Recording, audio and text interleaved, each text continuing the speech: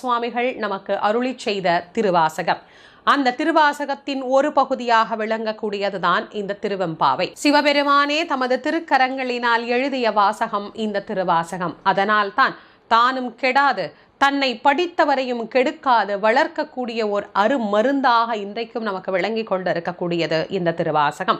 இந்த திருவாசகத்தின் எத்தனையோ சிறப்புகளை சொல்லிக்கொண்டே போகலாம். இன்றைக்கு நாம் சிந்திக்கக்கூடிய இந்த முதல் பாடல், மார்கழி மாதத்தினுடைய முதல் நாள் மாணிக்கவாசக சுவாமிகள் அருளி செய்த திருவெம்பாவையினுடைய முதல் பாடல் என்ன அப்படிங்கிறத பார்க்கலாம். ஆதியும் அந்தமும் இல்லா அரும்பெரும் சோதியை யாம் பாட கேட்டேயும் வாழ்த்தடங்கன் மாதே வளருதியோ வன் செவியோ நின் செவிதான் மாதேவன் வார்கழல்கள் வாழ்த்திய வாழ்த்து ஒலி போய் வீதிவாய் கேட்டலும் விம்மி விம்மி மெய் மறந்து போதார்